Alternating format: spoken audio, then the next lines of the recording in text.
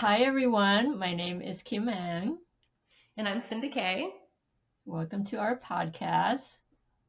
What is it called? Superpower and Sidekick. Yes. Talking about teaming up the spirit so that way we can do things way beyond our imagination. Yes, indeed. One that has been coming to mind a little bit this week but it's become so second nature to me, but I do remember in the beginning it absolutely was not. But hearing those little signals from spirit, and even though they're so subtle, being able to actually listen and respond to them without arguing or running around in circles or even questioning why. Now there's been ones that's come in the past that the, these scenarios were coming to me this week. So I guess it is what whenever I lived in Ruidoso, New Mexico, I was in my early and mid late 20s, anyway, all my 20s. Um, I had several different incidences where either one of them, I felt somebody watching me. I could feel it. And one of my girlfriends came to visit. And when she was there, she goes, "Why do I feel like someone's watching me?" I'm like, okay, I'm not the only one. And then a week or so later, we were all at the local bar having a drink and just, Saturday night.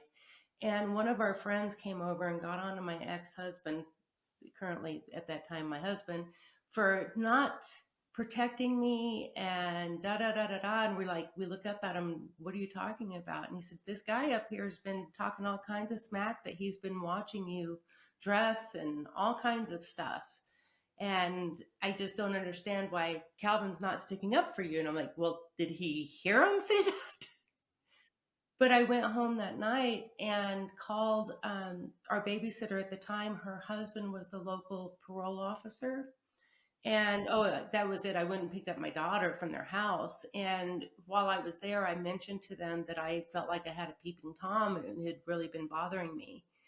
And he goes, "Cinda, I know who you're talking about. I'm not going to mention the names now, but I know who you're talking about. And I actually have him as a parolee for Peeping Tom. You won't ever have to deal with him again." The guy moved, so he lived two doors up from me. He moved out the next day and I never saw him again. But it all came from being able to feel someone was watching me.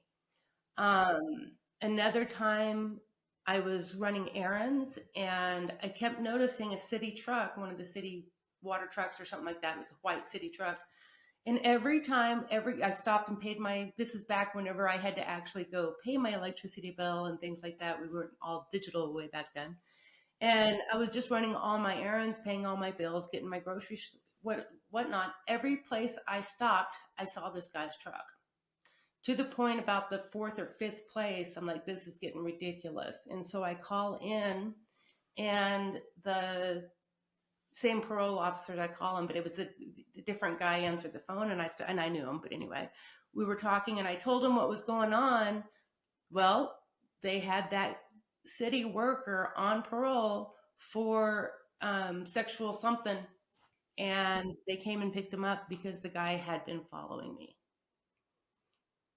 And then another time I was walking out of our apartment, this before we moved into the house, and my daughter was still in a pumpkin seat. My middle daughter was still in a pumpkin seat. So she was teeny tiny, probably about 3 or 4 months old.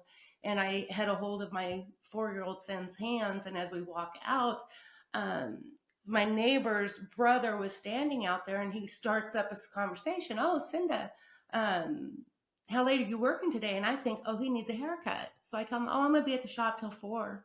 "Oh, okay. Well, I'll come by after and we can have a visit." And I'm like, something in me went, "No, no, no, no, no. This is danger zone. No, no, no, no, no." And I just immediately, "No, I have a bunch of errands to run. I won't be home tonight." And I just grabbed my kids and ran. Well, I went and sat at where my husband worked. He was fireman, but I just sat in their waiting room and watched TV with the kids until he got off work. I refused to go home alone. When we got home, there was a Pepsi can sitting on our coffee table. Both of us drank Dr. Pepper back then. Neither one of us we didn't like Pepsi. So it's like, why? Obviously, we could see where a window had been jarred open. Some other stuff. Well, come to find out, we hear 3 or 4 days later that guy was arrested at the Mescalero Apache casino for kidnapping and raping a girl and keeping her hostage for, I don't know how, 2 days, something like that. He ended up going to prison for attempted murder because he had AIDS.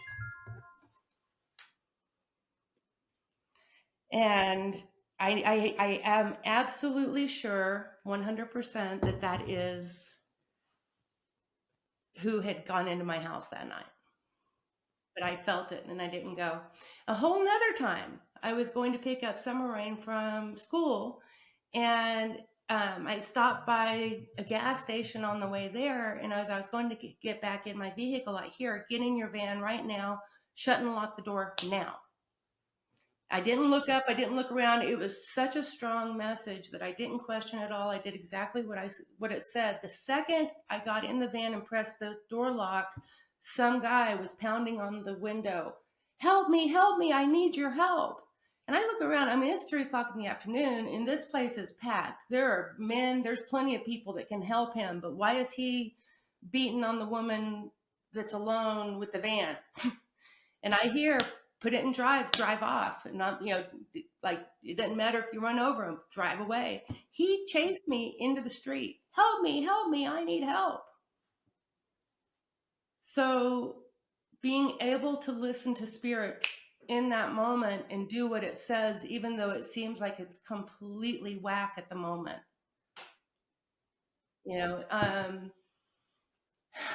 So many of the trips that I took over the years, I would get it sometimes 3 years in advance that I was going to go a certain place, and I wouldn't believe it, and I would argue and this and that. But then whenever it came up, it would happen, and it would happen from some miraculous way that I could have never dreamed up in my, and I feel like they were like training me. So that way now, whenever I hear something, I just do it, or I see or feel or whatever it is. I don't necessarily argue with it anymore. Now, the ones where I felt the urgency, I didn't even think to. It just felt so much like a part of my being that, instinct, maybe it is actual instinct, and you move on it. I do think those kinds of indication from spirit are actually, Mother Nature herself working through us, that we are connected. And so it'll give us indications and clues of how to avoid danger, or how to find the right opportunities and different kinds of things. But how can you trust the indications when we get them, and how difficult that can be? Yeah. Well, it's kind of like when I was telling you that I had the message that my dad had pneumonia and I kind of ignored it. And then a couple of days later, yeah, my mom had to tell my brother to take him to the ER, and sure enough, x-rays showed that he had pneumonia. So, But you didn't trust yourself. You didn't trust your own, and it was probably a claircognizance. The different clairs: clairaudient, clear hearing; clairsentient, clear feeling; claircognizant, clear knowing. And that's the one where we immediately go, "Oh, you're crazy," and like tell ourselves that we shouldn't trust ourselves. It's so conditioned in this day and age. yeah, you gotta listen to your gut when it tells you. And oftentimes I feel like when I ignore it, I'm wrong. So wrong. So wrong. I wish I could think of, because I've had some big ones where I didn't do it, and then boy howdy, I saw later that that they told me, and it was my. Oh, I remember. We were moving to New Mexico, and I had there's a whole story about this. But anyway, I was getting money from a mineral deposit that my dad had, and anyways, a long story. But I was going to have to sign some papers in Oklahoma City before it would go through. Well, I was driving to New Mexico from St. Louis, but I hadn't heard from the lawyer yet. But I was hearing that I needed to go through Oklahoma City, and I didn't. I chose to go through Kansas. And I get a call halfway through from the lawyer, Cinda, I need you in the office tomorrow. And I had to make a left turn or whatever it was, right turn, to go down south as fast as I could. I caused myself a whole nother day of driving just because I didn't listen to what Spirit told me to do, because it was just that little gentle nudge. And and if I had done what they said, I would have already been where I needed to be when he had called. But then another time, I was in Oklahoma City with a friend. She was taking a flight out from there back to Brazil, and so I drove her over to Oklahoma City. And after I dropped her off at the airport, I got a really strong nudge that I needed to stay a second night in Oklahoma City. And so this time I actually did listen to it. And we spent another night on a hotel, which normally I wouldn't have done, but the feeling was so strong. That night, there were some real severe wildfires in Ruidoso, where my home was, that my daughter now owned, but she was in Oregon and couldn't come check on it. And I was already halfway to New Mexico whenever I saw that the fires were going on. So I was able to come down here and take care of business for my family and things like that. You know, and how was there was no way I could plan for a wildfire and know that there was going to be a wildfire. The last time I went to Colac with Petra for the 10th anniversary of the tsunami, I had been hearing it in my head for 3 months that I was going to go with her for the anniversary. And we were having a real hard time financially, and I wasn't seeing it.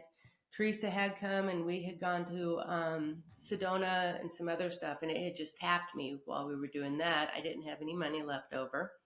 But for 3 months, I'd been hearing it, and it was very specific about the bag that I was supposed to take, that I needed. It was just a very small carry-on. I mean, this puppy's only like this big.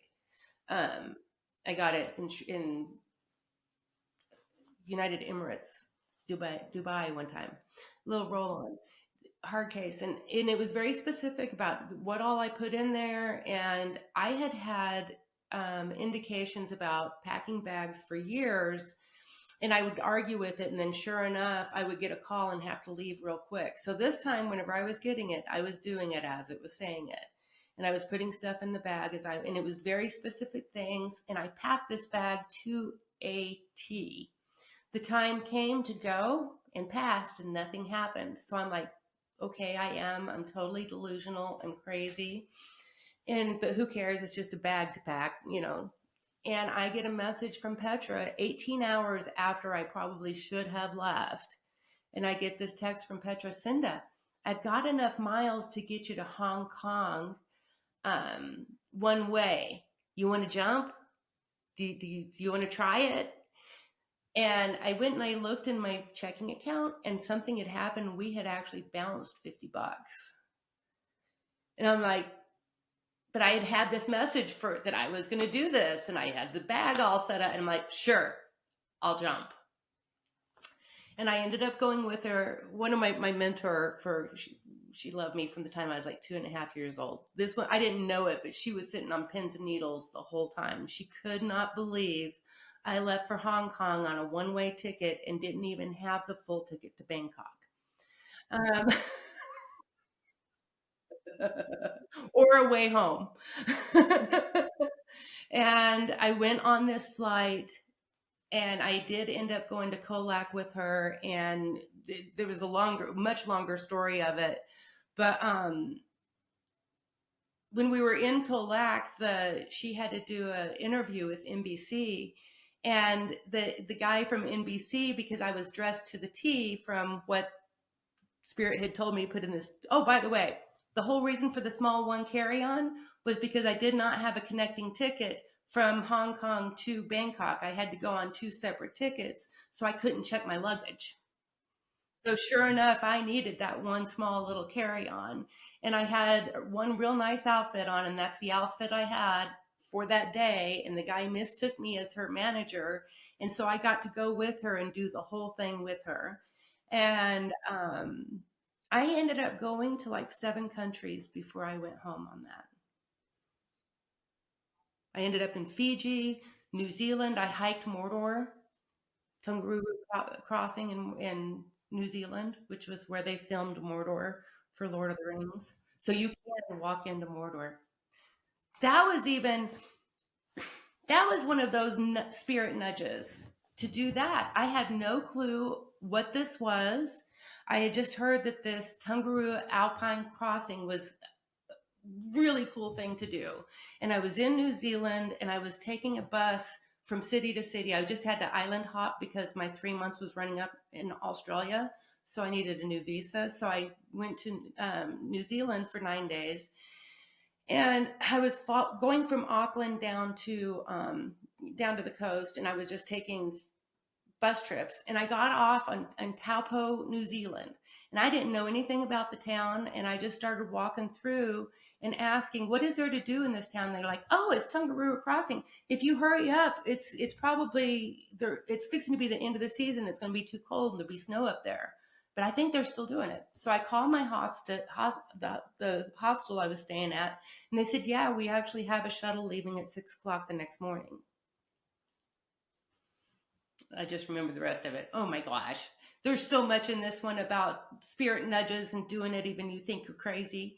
So okay, I'm going to do this hike. And I'm smart enough to know they did tell me it was 21K, so 11 miles. This is a heck of a hike. So I knew enough. I needed some food. I needed a backpack. So I went through the town to go shopping. I found a little cheap backpack and I went to the grocery store. And as soon as I get into the grocery store, I start grabbing food. And I've done a lot of travel over the years, and I don't like to carry anything I don't have to. And I'm grabbing way too much food. And I start arguing with myself. This is nuts. I can't eat or carry this much food. What am I doing? But I kept putting it in my cart. And then I went around and I went to get a liter of water, one of the big one big 1 liter of water, and I grabbed two of them. I'm like, I can't carry this much, and I'm just arguing with myself. But I mean, I was compelled.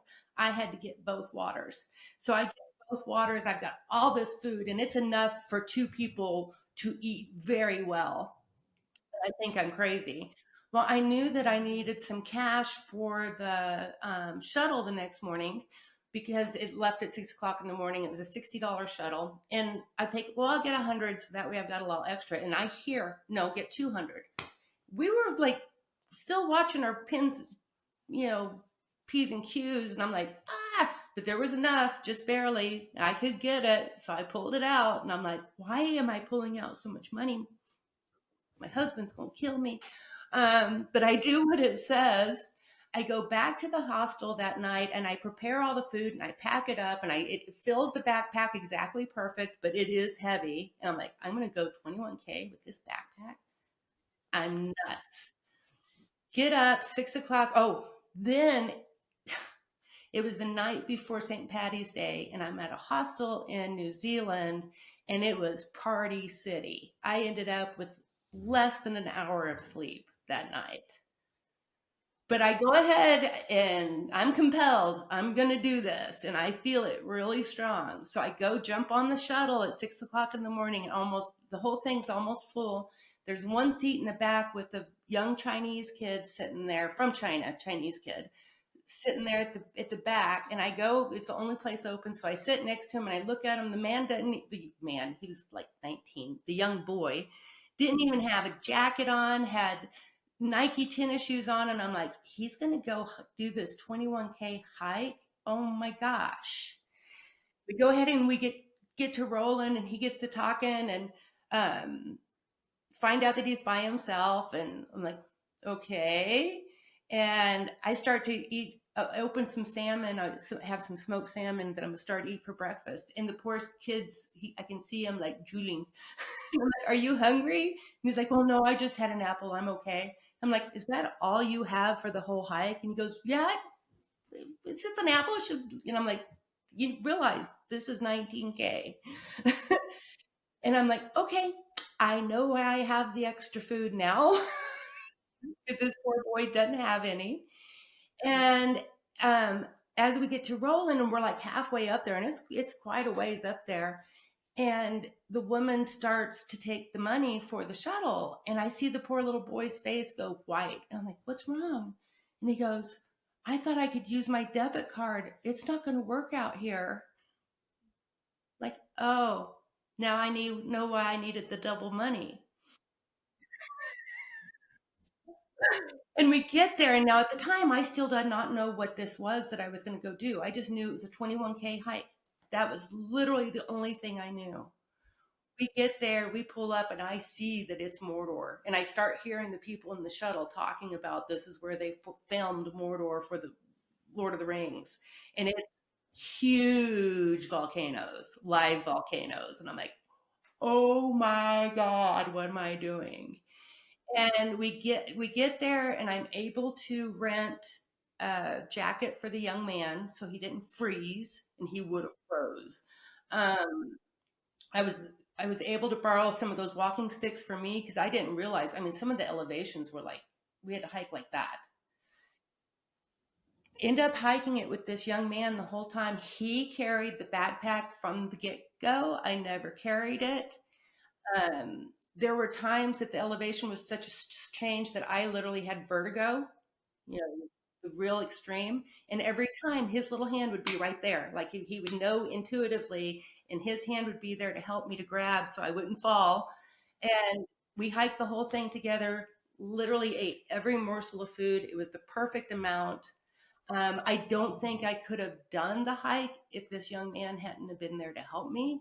I didn't know that people prepare for over 3 months just to do this hike. And I show up and find out at 5 o'clock that night and do it at 6 o'clock the next morning.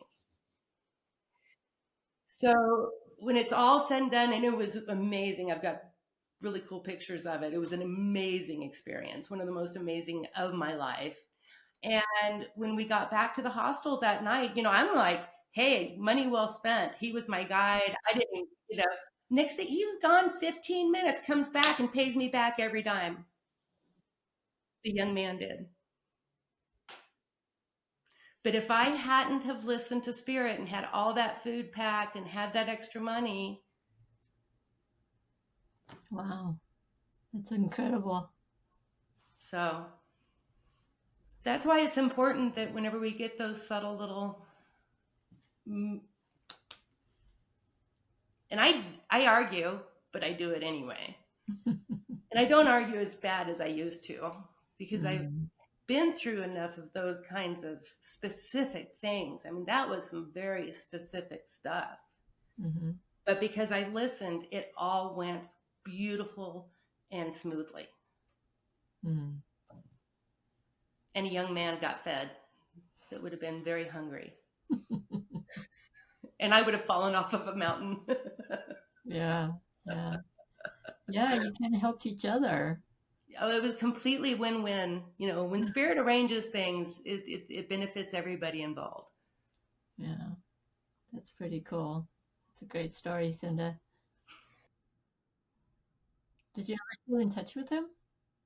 No, we No? didn't. I don't think we exchanged any information or anything. After he paid me back the money, that was it. Boom, he was gone. Wow. Never saw him again. Huh. Interesting.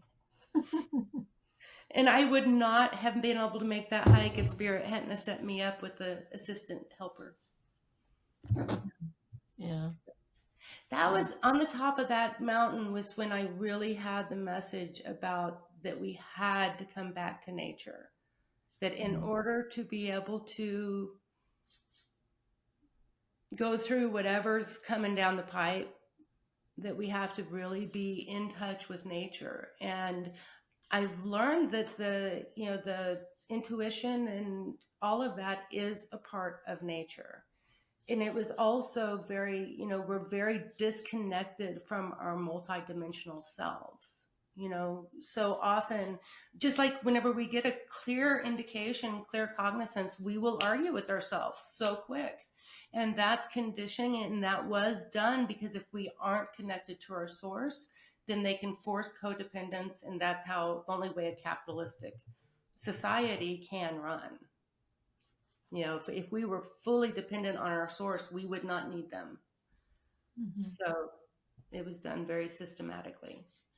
Yeah. And, you know, I know that some of the hardest part for me was, I would get these indications that I would be traveling, and I would make the mistake of telling somebody, and they would all, my family, oh, you can't even hardly afford to put groceries in your kitchen. There's no way you can go do that.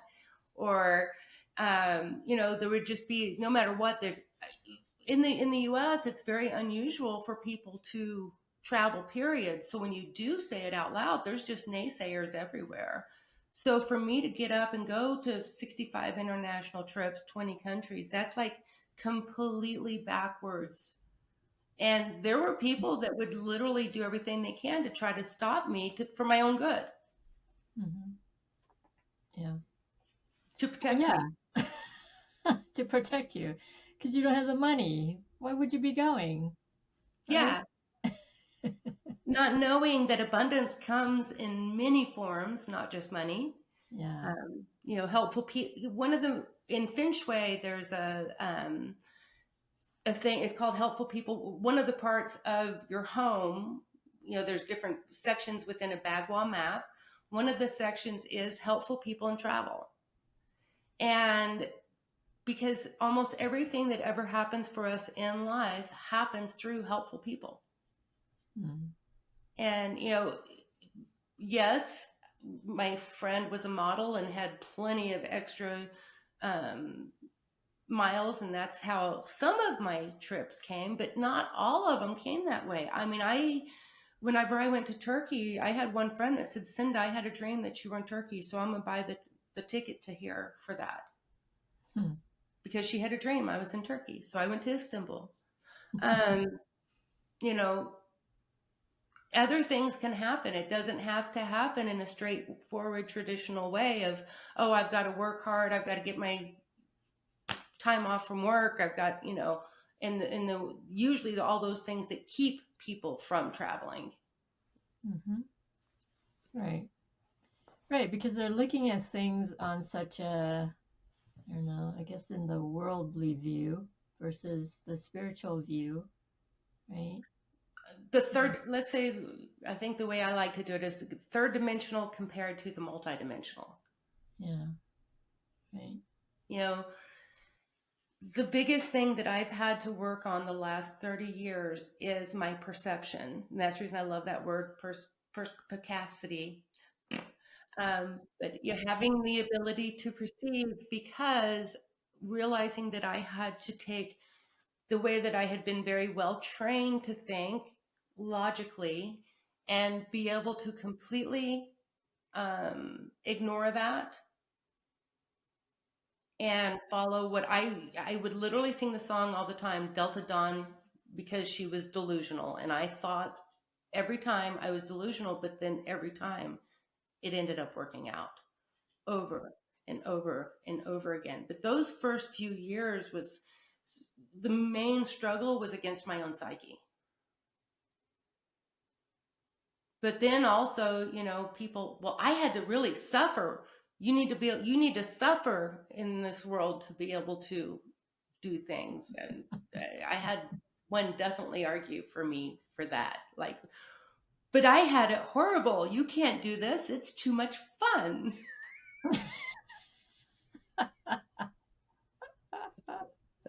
By the way, not to nix it, but travel is work. It's not all fun. It was some Yeah. of the hardest work I've ever done in my life was traveling. In terms of the planning or what? No, the hardly getting any sleep, the different, Yeah. in the go, go, go, and 18-hour plane rides to even start the trip. Mm-hmm. Mm-hmm. And, and then halfway through, you got to reschedule 4 things and Mm-hmm. the stress of that.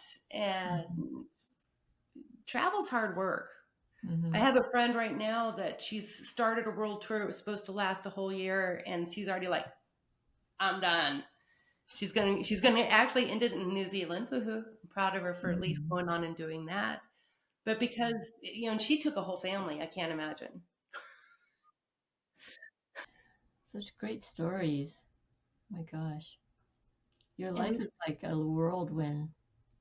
and we barely scratched the surface. And I promise you, I don't exaggerate. If anything, I leave out details. Hmm. There has been so much synchronicity and spiritual phenomenon in my life that has enabled me to do things that are just literally wicked crazy in some ways. You know, for me, I realize now it was working in my life before I ended up on my knees. But definitely the best thing I ever did was to give my free will over consciously, on purpose, and then go through every day to check to make sure I still am doing it.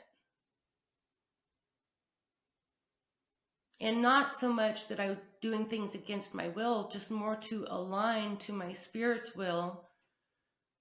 Because my spirit is extremely strong, I would be suffering if I didn't, because it's going to drag me.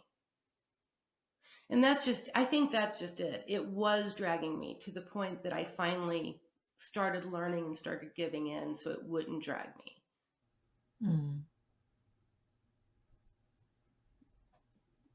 Yeah, that makes sense because it seems like our spirit knows more than what our physical body is. And so sometimes our thoughts, and so we fight it thinking that we know better rather than allowing it to lead us. The visual analogy that I get for it is like uh, in one of those arenas where they do the monster trucks and all that kind of stuff, but they'll put a person in a car and the driver will be blindfolded. And then Mm. they put a passenger, and the passenger tells the driver when to turn, when to brake, Mhm. when to press the gas. And if they don't listen, they can argue with them, but they can't see. Mhm. They do not know what is ahead of them. They have to trust the partner, Mhm. otherwise, they're going to wreck. Mhm. That is what I feel working with spirit. That's the best visual Mhm. analogy that I know. So I'm really stupid when I argue because they have a view. Not only do they have a view of 360 as far as you can see, but also all the years before and all the years after. Mhm. And I think that was the most surprising for me. I remember it was 2004. I just moved to St. Louis and I was kind of struggling. And I remember really talking to Spirit, please, Spirit, help me to have more faith. I need to have more faith. Please help me to have more faith. And I hear, you've got plenty of faith. We're not at all, you're golden there. What you need to see is we can see ahead of you. When you understand that we can see ahead of you, it's going to get a lot easier on you. Mm. And Mm. that was a whole concept Mm. Interesting. to get. Yeah. But I had indications of Mike for 16 years before I met him. And I knew it was long hair, even though I thought it was long hair rocker dude. It was long hair hippie dude. Mhm. Things aren't necessarily perfect in it, but I will generally get the outline pretty darn close. Mhm. And, but I am still always more surprised than anybody when it actually works out. Mm. Even with working with the process as many times as I have, I think that's the reason I like to work with spirit more than anything else in the world, is because it constantly keeps me on my toes. The way that things actually work out and the synchronicities blow my mind, that I'm in constant state of and it's because there is no way that I could plan things how beautifully that they end up working out. Mm. I think it was 2001. I had a very strong message from Spirit. You don't make your plans anymore. We do. That was a whole learning curve, Mm. Yeah. and still is. So then how would you kind of go about your life if things, for example, aren't going well and you want it to change or you want to, achieve something, a certain goal? Do you put it out there, into the universe and then spirit will somehow help you with that? Or is that something that's more you that you want to achieve versus them wanting it for you? And when it's like that, I actually find out most generally I'm blocked and frustrated. Mm, But whenever I'm silent and I'm surrendered, mhm, things start coming to me. And I know where but it's going to be just that little next step. It's not going to be 20 steps. That's another thing is people want, including myself, we want the 10th step out, not realizing that if we did that, we're going to fall flat on our face. We have to be willing to take the first little step in front of us. mhm, And sometimes that can be the hardest there is to do. mhm, Um, I wasn't going to share this yet, but I guess the story just so works with this. One of the reasons why I ended up on my knees was actually I had a vision of me being on television. mm, And I was 29, 30 years old, and my relationship at the time had some serious problems. And I was doing things I'm not proud of. It was almost uh, had two lives going on because of what was going on with him. And I was done. I couldn't do it anymore. I was done. I was done. I was done. I wanted to change my life completely. And I had this flash of me being on TV. And I looked around my life and, I was off drugs by that time, but it wasn't out of my home completely, even though I wasn't doing them anymore. And other things were going on. And I'm like, I would not want anyone to know any of this, you know? So I started actively changing my life that moment. And it came with a message: in the future, you will lead by example. And I went, I don't want to lead anybody into this. And at the mhm, time, I had zero self-worth. I was really being coerced into things that I would never have done in my own violation. I didn't understand back then that coercion is not consent. There was some serious, serious, serious issues at that time. But I started changing everything, and my self worth was literally zero. So whenever had this flash, I was on TV. I wanted to literally dig a hole and bury myself mhm, because the thought was so not me. No, no, no, no, no, no. I wanted to hide in shame and in guilt and self-loathing and everything else. mhm, So, it's been a 25-year path, but you know, I ended up on my knees and said, God, I can't do it. I don't want to lead anybody into this. I need to have a different life. Spirit, please take over my life. And we talked about it recently in one of our other podcasts. I get back, well, are you willing to give up everything? mhm, And that was the beginning. And I did go through that, and it's yes, I am willing to, and it's the best thing. And I would do it again and again and again now that I've got to the other side. But it was intimidating that first time, extremely. mhm, And I didn't know that my life was going to change from ground floor up. That it was all going to tumble down, and I was going to completely rebuild my life, completely different. And I'm doing it again now. Now I'm just like bring it on, let's do it again. But at that time, I didn't have a clue of what I was letting in my life, but what started it was surrender. And to this day, that's still what seems to be the actual activator for it. So I did end up learning the energy healing with you, and I started traveling and I did all that. And I started overcoming some of the trauma and different things that I'd gone through whenever I was young. And, just that world travel has been a huge accomplishment in my life. Mike inspired me to, but then I ended up going twice, 4 times as much as he's ever gone. It really took off in my life. And then whenever I get done with that, and I'm actually sick at that time. That's whenever I had started getting really sick, and I was having migraines. I ended up with a year and a half migraine at that time. Literally, a year and a half every day I had a migraine. So I'm searching for the help for that. And Summer and I end up coming for a short trip to New Mexico.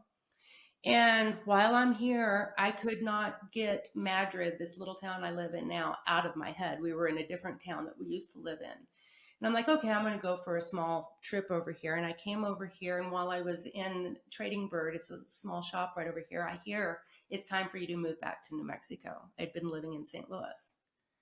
Like, oh, okay, I'm sick. And at this point, I'd spent what we did have all on travel as well as other things happening, but we didn't have money still. And I had no idea how we were going to move. I go back and I tell Mike, and I thought he was just going to wring my neck because that's just crazy talk. There's no way we can move. And we own a house in St. Louis too. So it's really crazy to leave there. Um, and I didn't sell the house either. My son's still in it right now. But I didn't know how I was going to do it. And I met this one young girl, and next she tells me that she had Facebook stalked me and different weird stuff because people had told her about me. It was one of those kind of synchronistic kind of things. And I invite them over for dinner. And while I'm cooking for dinner for them before they show up, I hear in my head, Derek, my son, isn't ready for the house, but that's okay. This couple's perfect. They can rent it. And I'm like, I'm moving that fast. I just had the message like a couple of weeks before, and I'm like, I was thinking it was going to be a year or two or something before we actually moved. I'm like, oh my gosh, are we going to move that fast? Well, sure enough, before the night was over, after dinner, the young girl and I were talking, and she goes, oh, by the way, Cinda, do you know of any homes for rent? Wow. And I'm like, whoa, how am I going to, I'm like, I'm going to rent out my house and I'm not going to have a place to live. And I haven't even got a plan to move to New Mexico yet. How is this going to work out? Mm-hmm. And it was the day after the election when Trump got elected. And I met Trump through Petra many, many years ago. And I talked to Petra that night. She was quite upset about the election because it was quite obvious which direction it was going to go. Mm-hmm. And the next morning, I wake up at 7 something in the morning, and I look at my phone, my Facebook feed, and the very first thing in my feed, it says, if Trump wins the election, I'm going to move out of the country to New Mexico. And I'm like, oh my God, it's a sign, because I'd been told to move to New Mexico. It had just been a couple days that the girl came over and wants to rent the house. So I've got someone to take over the house. Oh my gosh, how am I going to do this? That's a sign. I screen printed it. I screenshot it. I still have it. Mm-hmm. And by the way, that election is 9/11 because it was the 9th of November, and the whole rest of the world writes days backwards than what the U.S. does. So rather than 11/9, it's 9/11. I just think that was kind of a whole nother thing about that day. But about 3 o'clock that afternoon, I get a call from a lawyer in Oklahoma City about this small little mineral deposit that I had inherited from my dad. I was getting like $7 a year from this oil thing. And he goes, we want to buy it for 10 grand. And I go, I guess I'm moving to New Mexico. Wow. And so we get back to New Mexico, and we couldn't get in my target area. It's very, very hard to get housing here. I'm just now getting a house 7 years later. Mm-hmm. It's very hard to get housing in this area because I wanted to be in a very specific small town that is very eclectic, and there's not many spaces to be in. But we were in Rio Rancho out, it's a HOA subdivision outside of Albuquerque. And I just kept getting this vision of my car driving in and out of Madrid, New Mexico. And the thought that comes with it is I must have a job, because that's the only reason I could think my car was going in and out, in and out. It was just this vision. So I Mm. tell my husband about it, and we just spend a day one day, and we come out here, and I go and I meet all the different psychic people in town. And there was one I hit it off with, and we sat and talked to her for about an hour or so. And we go back to the house, and nothing really happened that day. I didn't get any hit of, oh, this is where I need to be, or this is why I was seeing that. And I actually got a whole lot sicker and almost died before things happened. But I ended up putting two and two together and figuring out that it was the chemicals and formaldehyde and bedding that was making me so sick during this little interim. And not long after that, and I start getting well, the one woman that I had met starts calling me and asking me to do some radio shows with her. And the next thing I know, she's literally begging me to come out here and work, because she had gotten keynote speaker at the UFO Expo in Albuquerque. And it was going to be on October 21st. This is like in July that this is going on, that she's telling me about it. But it's going to be October 21st, and October's her busiest month, and she can't shut the store. But if I come then I can also do readings during the balloon fiesta, because she's so busy, and blah blah blah. And she just works it all out for me, and she talks me into it. So I do go to work for her, Mhm. and I loved it. It was great. I started making good money. It didn't take any time at all. A lot of the people I read for were coming back. I was already building a clientele. And in September, early September, a girl that was a friend of the owner of the shop, my friend, we were all outside, and she goes, Cinda, it's getting chilly. What are you going to do whenever you can't? I read outside because of perfumes and things like that, because of chemical sensitivities. She's like, you can't go in the store when it gets cold. What are you going to do? Mhm. And just out of the blue, my hand hits the table, and I said, I'm not here for these little readings. And inside myself, I'm like, I'm totally here for these little readings. What do you mean? I want to do this so bad. But out my mouth comes, I'm not here for these little readings. I'm here for TV, movies, hell, maybe it's Netflix. And I'm like, whoa. And I flip a card, and it was Six of Fire, which is victory and public recognition and all this kind of stuff. And I'm like, oh God, this Mm. is real. And it was so powerful. I go home and I tell Mike and Summer about it, what had happened that day. And I'm singing Delta Dawn completely. Ever since I had the vision of TV, I've always said I was Delta Dawn delusional. So Mm. I was singing Delta Dawn because I'm really delusional now. And I tell them all this stuff. Well, that was September 2nd ish. September 26th, I get a text from the owner of the shop, Cinda. Netflix was just in here. They need a reader for October 20th. The whole reason I hired you was for that day. So it's your gig. Do you want it? Mm. Wow. Ugh. You know how many little subtle things had to happen before that happened? Mm. My car going in and out of Madrid. I had to move from St. Louis back to New Mexico. I first got this is, it's a longer story that we're not going to get through it all today, but it's still in play. I do believe there's a callback from that gig that still has yet to happen. There's still things going on from it, but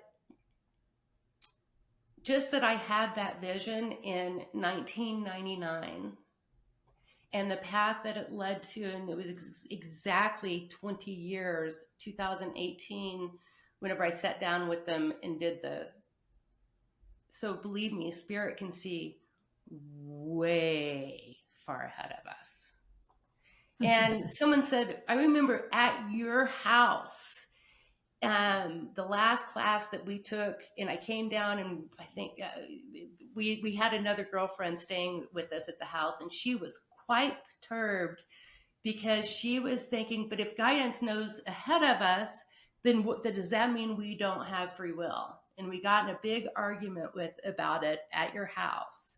And I remember I was in the shower, getting ready to go that morning, and I start getting a download, and I come out there, and I said, it was about the thing about getting a new soul. And that's what had like worried her, upset her. And I come out, and I'm like, no, free will in making choices. The thing is the omnipresence, the spirit, all that is so big, it can actually see the hundreds of thousands of choices that we might make. And, you know, it's such a bigger concept than we absolutely have our free will.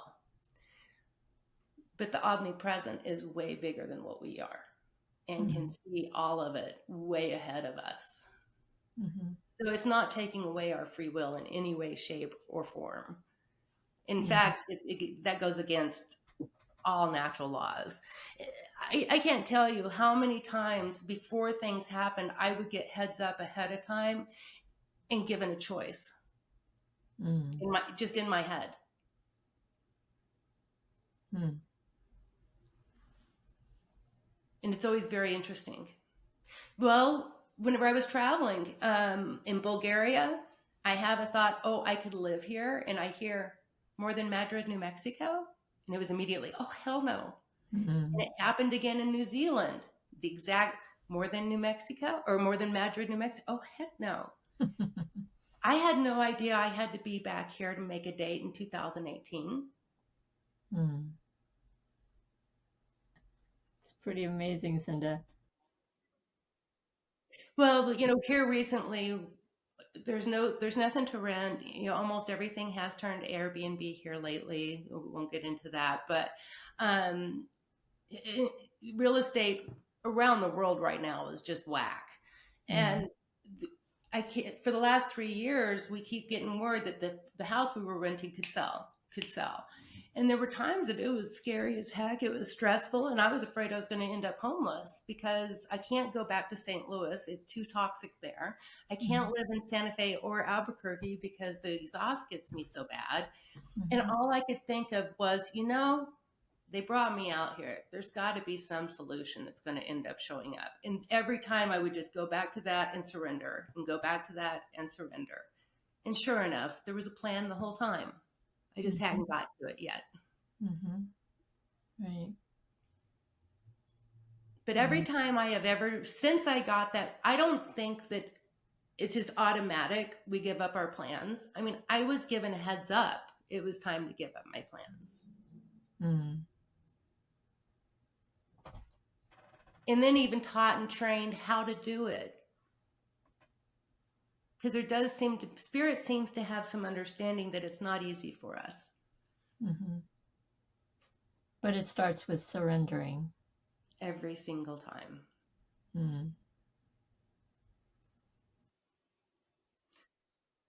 The biggest thing, for Spirit to be able to speak to us, if we already know, we're going to not listen to them anyway. And whenever I was realizing that, I realized, so what if I've done something 1,000 times? What if there's a trick I haven't learned yet? So I was able to go, I don't know. Even if I think I know, I don't know. Well, in fact, speaking of, I was really wanting to get my online business rolling back in 2018 when all this stuff happened with Netflix. And I heard loud and clear, you're going to have to drop that idea because what we have in mind is bigger. And that was before I had the call, before I got that opportunity. Wow. But I had to drop what I thought because it wasn't going to fit in and I had zero clue of the real. I had even though I had that indication in 99, I never believed it until September 26th, really, when I got that text from my friend. Yeah. So we did the shooting, the filming on October 20th and 21st. When the producer and director and the crew came the day before, I guess within a few minutes, they realized I wasn't a normal tarot reader. And they're like, what do you do? And I'm like, it's real hard. I don't have an elevator speech. Is there somebody that can just be my guinea pig.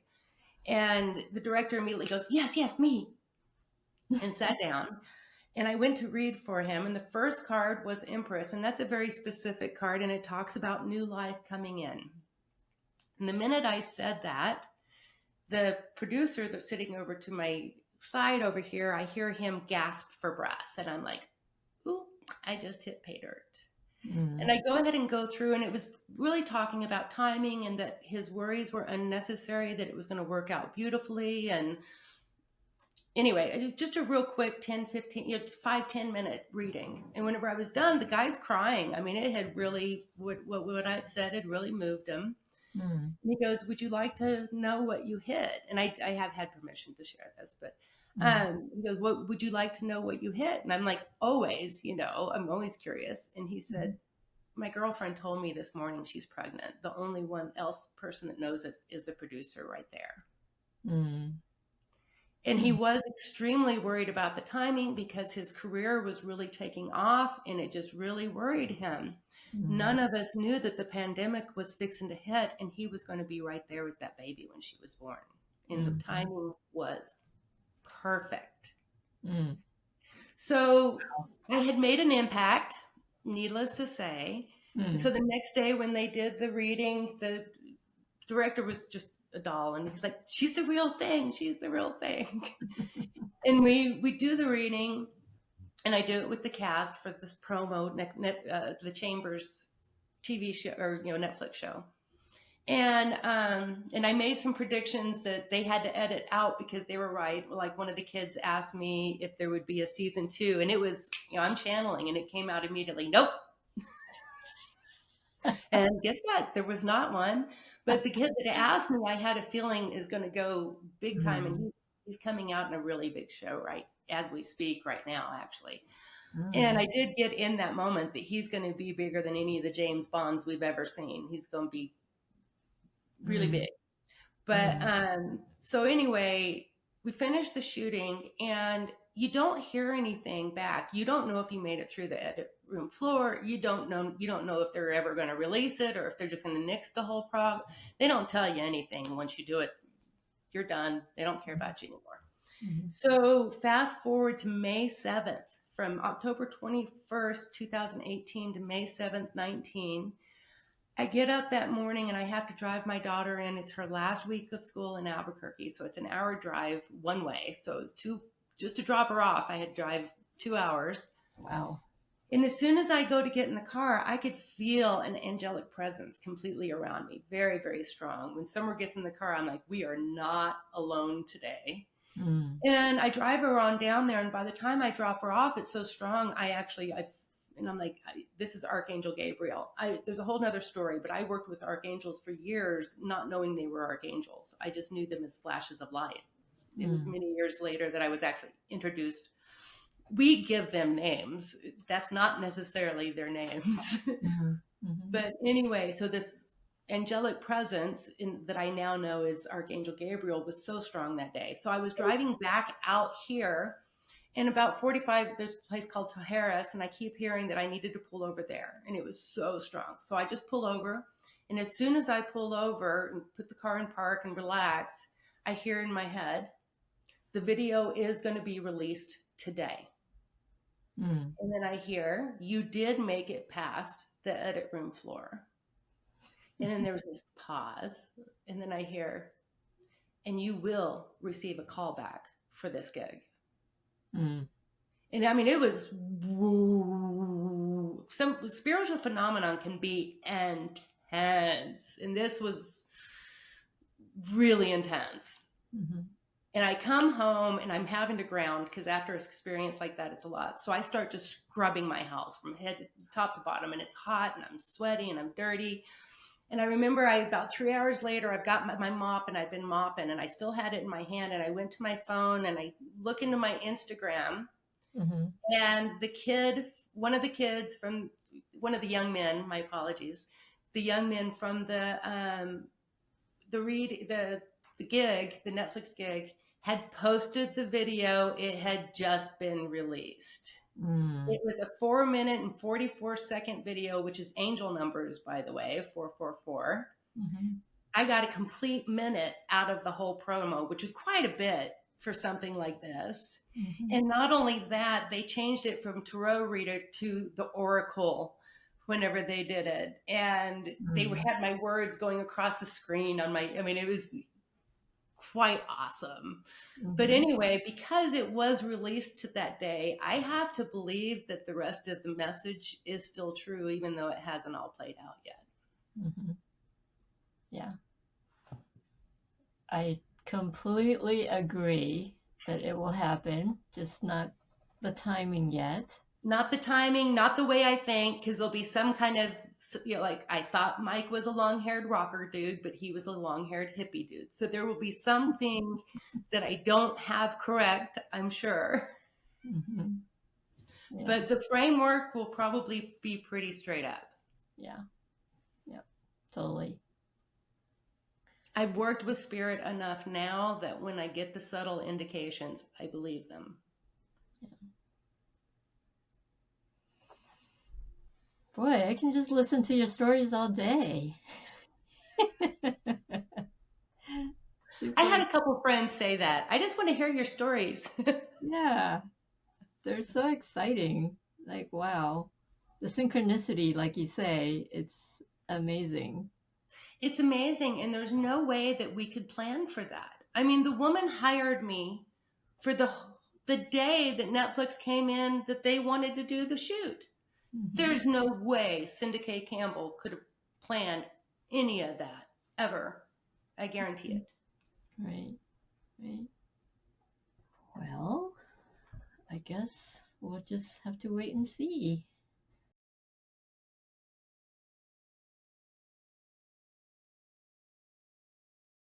I'm going to try energy drink for the first time. Okay. I'm going to get close up. Ooh, ooh, ooh.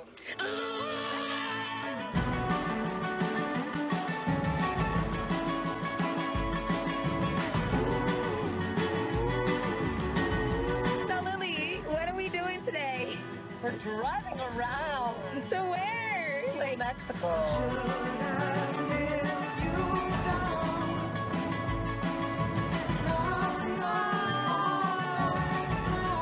What's up? We're the cast of Chambers. And we're going to Ghost Ranch. Wait, where are we going?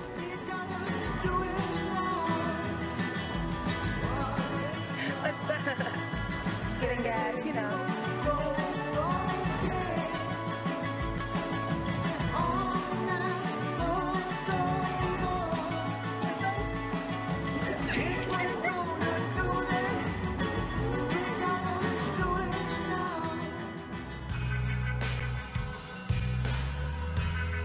Hi, how are you? You were to choose a number without thinking about it. 7. You have an outlook of everything's going to be all right. The universe is working in my direction. That outlook alone can be very, very powerful. So if you don't like your perception, change it. You hear that? Yeah, it was a good one for us. If you were to pick a number without thinking about it, 11. very nice number. It's a gateway. Those spaces alone, that space in between, is where we can find ourselves. And the more that you can be happy with yourself and be best friends with yourself, you know, then you'll never be alone. Because if you can stay calm in difficult situations, it's going to take you all kinds of places. Yeah. You're a leader. We lead by example, not by talking, by how we live our lives, by how we shine our light. When you, I don't know, climb a mountain and like you said, watch a sunset, like this has been here for eternity. Forever. And it's going to continue Exactly, to be here long after after I'm we're gone. gone. You guys all have such beautiful spirits. Just go out there and blow.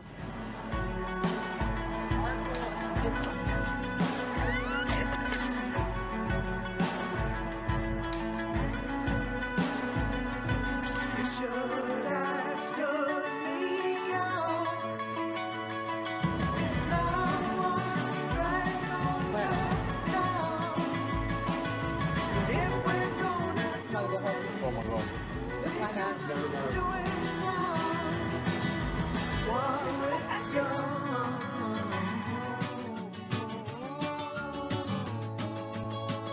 We're gonna see if we can pass the driving test. Test your knowledge.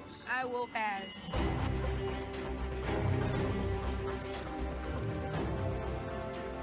Accelerate. you are or which lane of traffic you are in. Don't touch me. Pedal to the metal. 25. 15. 15. What? Yes, Seth No called it first. freaking way. 15.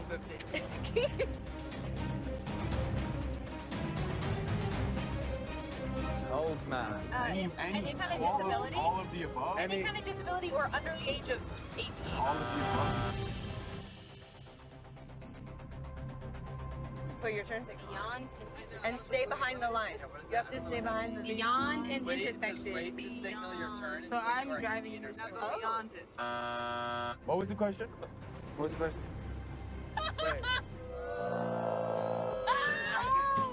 I passed. I passed my test. But we only do A pluses, guys. Leaving all the